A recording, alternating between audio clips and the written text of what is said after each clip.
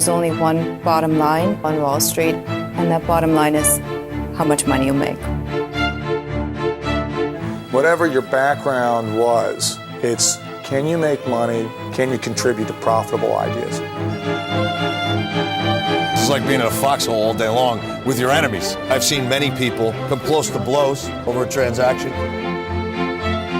Greed is ugly. Make as much money as you can so that you can get out of there before it turns you to the dark side.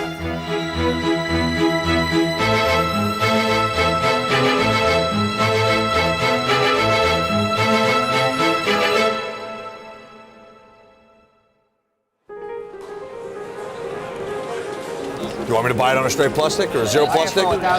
It's a public offer, it's not me. Okay? So stop pulling my chain. If you weren't around, who would I make fun of? Well, I need you. you need me. Hey, heard You think it's easy to make money in this business? there is no limit for you, huh? What do you need? 90 bid, 10,000. Sold. What am I taking? BK. How you spell that? You're a very funny guy. I try my best. I think Wall Street gets a bad name. I think people think that it's a bunch of stuffed shirts with master's degrees in finance and MBAs from Wharton and Harvard, and forget about it. I mean, there are real people down here with real emotions and real passion.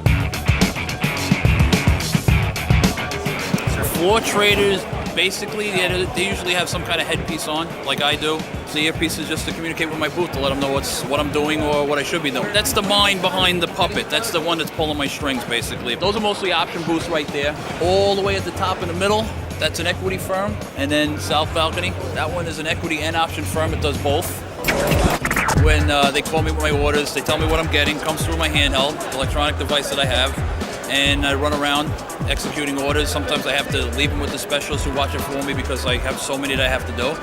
Timmy, SEA, can I check it again, please? SEA, yes, sir. Thank you very much.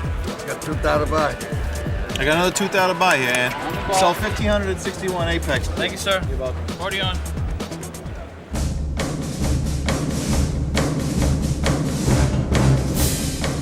Most people don't understand what I do. Most people don't understand what a hedge fund is. I mean, when I lived down in Florida, I said I run a hedge fund. They thought I was in landscaping. You know, that's not even a joke. Traders, we're trying to figure out the future. I mean, this is the last undiscovered mystery on Earth. Traders are no better than 100 years ago. You know, I mean, we're still guessing where the market is going to be. Yeah, we have technical analysis. We have all these tools to try and figure out what's going on, but we don't know. It's the great race to try and figure out the unknown. That's what it's about. Today, my mom is coming over in a little bit to say hello and clean and replenish my water supplies. She's kind of my personal slave. May I come in? Hey, Mom. Hey, Timmy. How are you? How are you? Good. Hello. I come here once every 2 or 3 weeks to clean his room and to do his bathroom. And it gives me a chance to see him. He's still my baby. Can't help it. My only child.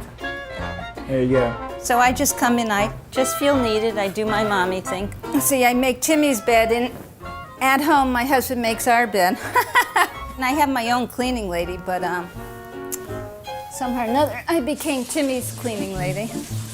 She cleans the apartment. She brings me food, water, does my laundry. My other roommate cooks for me. My mom's not that good of a cook. Well, today it took me 2.5 hours to get here. Some of my friends laugh at me. They can't believe that I go through this, but I enjoy it. You know, I don't really care what my friends think. I feel good that he has a clean bed in a clean bathroom. I don't have to worry about him for a few weeks, because mothers always worry about their sons. Oh, did he? All right, that explains something. That's interesting. I didn't have any clue of that. So look, what we do is analyze companies. That sounds pretty bad for those guys. Where public valuation is inefficient, you can go in there and find an opportunity to sell something that's overvalued or buy something that's undervalued. 30 was when it was. The valuation of any company is best when it reflects the truth. If all you have is the company implying that things are great and things are growing, its stock is going to have a much higher valuation. I was out at the company. They said that they got the moisture. Short sellers, they're a reality check sometimes to almost an exclusively bullish presentation by whether it be the companies themselves or the fee-hungry Wall Street analysts that promote them. So it's good to have some balance to that. One of the companies we are following is a very expensive designer jean manufacturer. $250 jeans. Why anybody buys those, I don't know, but they do. People do buy them. So this company, we think, has an inventory problem, but they're not acknowledging it to anybody. These jeans, a couple of years ago, were the hot jeans. And so they gave specific stores exclusive right to sell the jeans in a certain area. So we're going to go up to the Bronx. We're going to go to a kind of a retail alley. And the reason for that is one of the ways to check whether they're overstocked is to look and see if some of the B and C stores are showing up with product.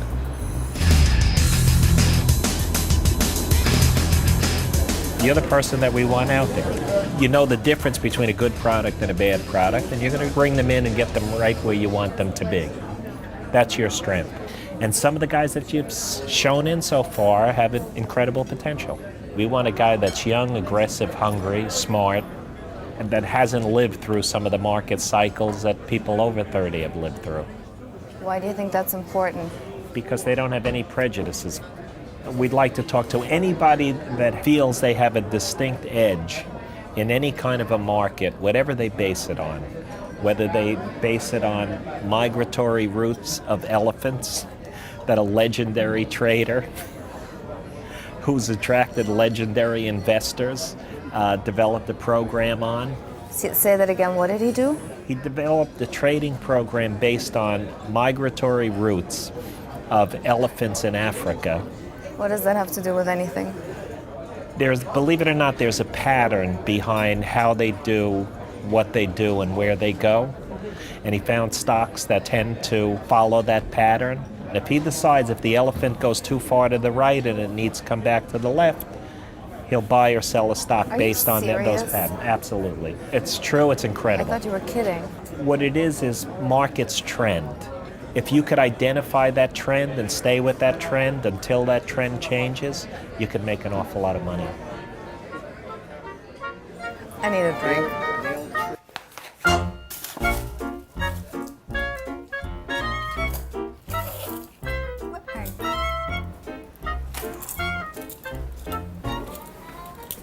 Timoteo, what the hell are these handcuffs doing here? You shut up, I am losing money. I won them at Dave & Buster's. Go away. Oh. Leave me alone. I'm down $5 grand. Okay with the RS?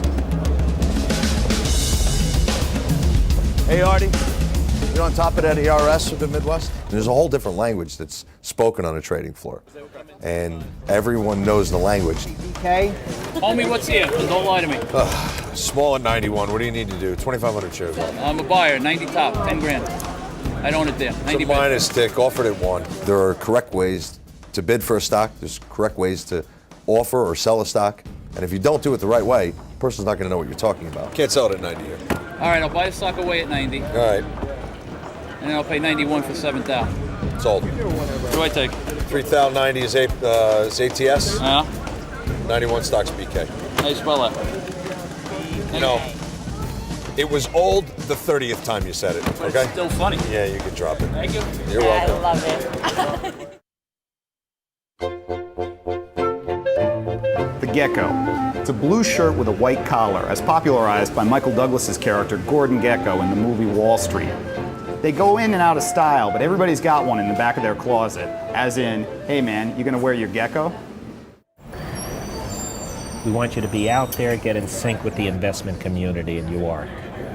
You want to get that rhythm, you're nailing that rhythm, and you're going to bring us some of the biggest investors and some of the biggest managers on the planet.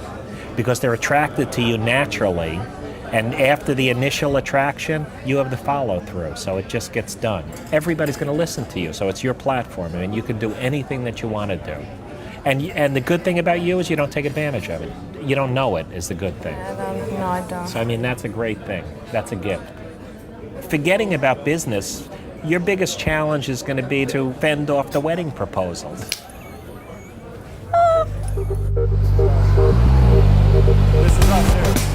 Wall Street is paying a high valuation for the stock because it believes that this is a great company that's not just hit it big in last year's denim craze, but is going to have a long growth story. If in fact they do have an inventory problem and they're going to struggle to meet sales and earnings expectations in the future, so there's money to be made in covering the short, buy low, sell high, but just in reverse order.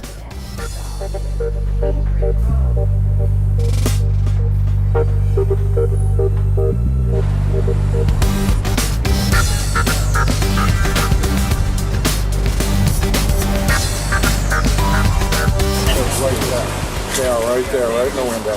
Jeans of the make that we're looking at, front and center, right in the window. So I'm gonna go check another store.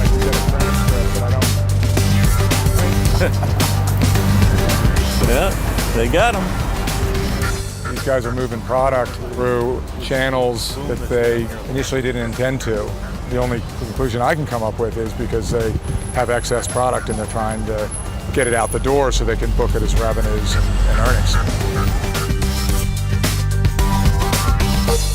This is supposed to be an exclusive, highly demanded brand that has cachet.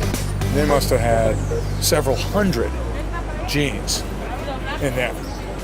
And that's just what's on display. Jeans and fashion are fads, and so the market shouldn't pay massive multiples for today's hip jean company. This was just a little piece of the puzzle that says the world is flooded with these $300 jeans, and we just saw, one example of that. Well, I work out of my apartment because I'm a cheap Jew. I can say that, I am Jewish. People say, get an office and we'll give you money. And I say, no, give me money and then I'll get an office. Make it worth my while. I mean, this is a tax deduction. Timmy never ceases to amaze me, okay? And he's always been like this. I think he received about 12 or 13,000 from his bar mitzvah. I don't remember the exact amount, but I know he turned it into 900,000, maybe $1 million. I have complete confidence in Timmy. Not just because I'm his mother, and I'm not just saying that because I'm his mother. I'm not just saying that because I'm his mother. I don't think you'll ever lose money. All right, I believe you. You don't think I'll ever lose money?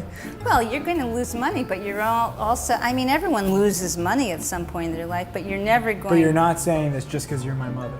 No. Shut up. You gonna hit me? You gonna hit me on camera? Bring back my childhood? Oh, right, I was an abusive mother. I'm glad you can finally admit it. Thank you. Abused child. Now let's laugh about it. You can't see the scars. They're buried in my heart, you bitch. He's got a great sense of humor, okay? He's always made people laugh. But Timmy's highly intelligent. I feel very grateful that at a young age he found what he wanted to do. He has his identity, he knows what he's doing and he loves what he does. Okay, Timmy, I'm leaving. All right, one sec, I'm in the middle of a trade. Okay.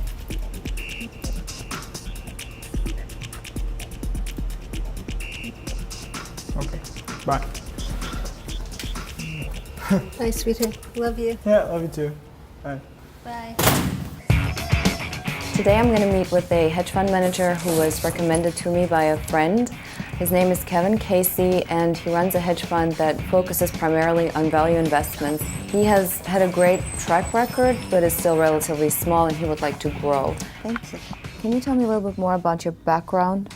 In the summer of '02 is when I quit the job I was at. I thought stocks were cheap enough and started a hedge fund. Had a mortgage the apartment. There were 1,000 stocks trading at 10p or less, and that was like the first time in 2 decades that they were that cheap. And so you yourself took on a lot of risk to become an entrepreneur and start this venture. Yes. Mm-hmm. And how much of your own money do you have invested in your fund? Basically like 90% of my liquid net worth. That's very good. That's a convincing argument for investors. Every summer we usually try to hire a few, mostly it's college level interns, people that have majored in finance are looking to get a little experience, add to the resume. Daniel's the son of one of our senior traders here. Asked if he can come in and get a flavor of what goes on here, what Dad does for a living. And he's been a good asset. He's a hard worker. He's learned a lot, I think, in the last few weeks too. So we'll abuse him for the rest of the summer. I'm learning from a girl over there. Her name is Liz. She teaches me all the tricks and trades of how to work the book. Basically, I'm the only female in the post. I'm like everyone's mother. She's the matron of the post. What I do is, back here there are a bunch of files and papers that they spit out through their computers, and they come out through here, and we have to file them, ripping them off, but they come out like rapid fire, usually in the morning, in the late afternoon, right about now. They usually start coming out rapidly. Mr. Nunn here shows me how to read these charts here, and Teaching them how to follow the market. Yeah, I read these too. I figured them out too. Is it harder or not as hard as you thought? I work harder. No, yeah. Stop chewing your nails.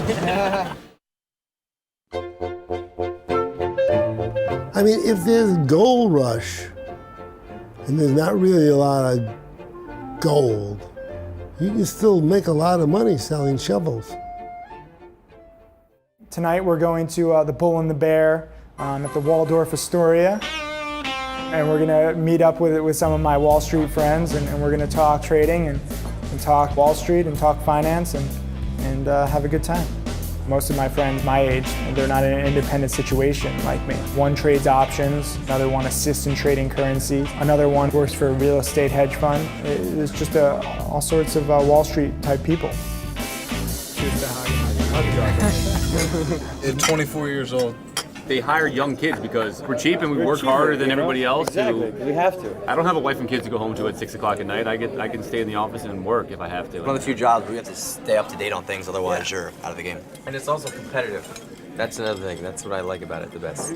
I like Wall Street because you can be against the grain and rebellious and make a lot of money if you do different things than other people do. Your adrenaline gets flowing, in the morning, and it doesn't stop until the market closes. And you look forward to going to work in the morning. Yeah, Unlike so many people. Exactly. I mean, you look forward. You're like today I'm going to go to work. I'm going to make a lot of money. I bound out of bed when I know that maybe there's a $20 million loan closing that I originated. I mean, you can't complain. Life is good. Life is definitely good. You know what? The bad days are better than the good days. The good days, you're worried about losing what you just made. The bad days, you're like, my stock got cheaper. You know what I mean? That's the way I look at it. Well, That's smart value investment. You also lose a little bit of emotion over time. $50,000 update, I'd take 3 laps around the campus naked. I'd be pumped up. Now, $50,000, it's a good day, but it's all right. It's not just great. A day. It's not your year. It's just a day. It's not like or $50,000 down. It's bad, but it's not a deal breaker. If I had $1 million up day or $1 million down day, then talk to me then.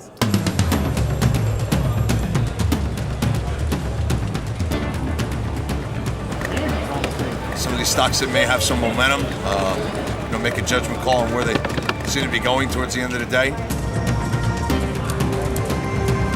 Part of the service that a broker provides that a machine does not is information. So that's why some people prefer to use a broker. They get a feel for the marketplace, what's going on. Your partner said this morning we were splitting stock. Do you want me to buy it on a straight plus stick or a zero plus stick? 1,000 trades. Okay, well then. I don't know. Ask the geniuses in the booth what would they like me to do with it. When there's a transaction that takes place, we don't whip a contract out of our pocket and sign it. We don't shake hands even. It's done on a verbal agreement. Last 18, I can't buy it on a straight plus, sorry. Out of luck. Out of luck. Next. This is my job having to Next. put up with Your job is to stand here and find out a way for us to buy you lunch every day. That's your job. You didn't buy lunch In the today. middle of executing orders. You didn't buy me lunch today. They're all friendly. They're all nice to each other. They just bust each other's chops. That's all. Ask me what they would like me to do. Now who's the 19 offer now? It's 100 shares. I am not going into the $5,000 machine. Oh, I'm showing stock behind it. You ran the liquidity to the market. That's my job. You got upset when there was a 1 lot there. Now you get upset when there's 5,000 shares there. I'm not upset. Come back to me and tell me what you care. Ask the questions. Come back to me and tell me what it is you want me to do. Ask the brain trust in the booth. Get a real dealer over here. Okay. All right. Well, in the meantime, you've done nothing. instead of the imposter. In the meantime, you've done nothing. I'm just pretty. Ask the brain trust in the booth what they want us to do. Take me out of 20. How about we take you out to dinner first? If you work on Wall Street, it comes down to what you're all about. I would absolutely recommend it if you're the right personality. Good night, man. Nice job there. 3 days from now, I have a meeting with a fund of funds. I met with them 6 months ago. Never heard anything back from them. Thought I did horribly. They called me up the other day saying, we're still following you. We love your strategy. We love your fund. We're thinking about giving you $2.5 to $3 million. Come in on Monday. Talk to us. Let us know how's it going. Out of the blue. So all my work, you don't think it's paying off. You don't think anyone's paying attention. Out of the blue, someone comes and you could just double the size of your fund. Doesn't it feel like a lot of times as soon as you're about to give up, you make money or you have a good opportunity? It's like hooking up with girls. When you're not It's looking very for true. it, it just happens. There's a common statement known as you money, where the extent that you can say, I eat you, I can walk into my boss's office and pee on his desk, and it doesn't matter because I have enough money to do whatever I want to do. Where do you guys define that? The problem is like, money could be at 10 million, but like then all of a sudden you're hanging out with people who have 10 million, and then they have jets, and then like you're like, I can't afford a jet with 10 million. I need 100 million, If you're a loser and you only have $200 million, it's as good as a cool guy with $2 million. It does depend on $50 million. It does depend on what you're spending on. 25 million. 100 million. I say $100 million. Yeah, right? As well, 100 million. FU money is around 20 million. 200 million. You greedy mother. FU money, my opinion is, say you have $10 million. You invest in 5% treasuries. You're bringing in $500,000 a year. That's enough to send your kid to college, buy braces. You can go on a nice vacation. You can buy a boat. You can have a summer house. I think that's money because you can do whatever you want. You guys agree? God bless America. You can't have a private jet though. You can't have a private jet, but you can live the ultimate middle class, upper middle class lifestyle that everybody dreams of. FU money is money that you don't have to reason for it. Right. It's I ridiculous. don't think you have to reason with $10 million. No, but you can't waste $20,000 on some stripper that you $500,000 tax-free You can do a income. lot of stuff for upper middle class. $500,000. But the key word is tax-free upper income. middle, not upper. Right. Amen. You just have cheap taste. That's good. Have fun with your. cheap taste too. I agree with That's that. good. Cheers to cheap taste, my friend. Have fun with your daughter's braces. Because I mean, $500,000. your money. What do we do with $1,000 a year? You're not gonna Him and my whatever. embarrassing. It doesn't Drink even some matter. water. $500,000 in New York is nothing. Dude, you can do whatever you want with $10 million. You can do whatever you want, not whatever we want. I want to be able to say, I quit this. I'll be a teacher at 40 years old. I'll have my boat in Florida, and I can say, F you, because I have FU money. Well, have fun in your middle class Florida trailer home. I like the Bahamas better. I just want to be able to go to any store I want, any car dealership I want, and just do whatever I want. Buy whatever I want. At any time during the day. If some single mother comes up to me and she's waiting this table and I'm just at a diner getting some bite to eat. I'll give her a $200 tip on $100. $200 and her kid needs to go to college. I want to be able to say, hey, here's 20 grand, send your kid to college. I think that's what it is. Honestly, that's how I feel. I like it. No, it's true. That's beautiful. Sorry, Sandy. So gross. Ever since I put that He dropped all my clothes on the cockroach. Try to help. Hands-on research. Pretty pony, pretty pony. Nobody can bullshit as good as you.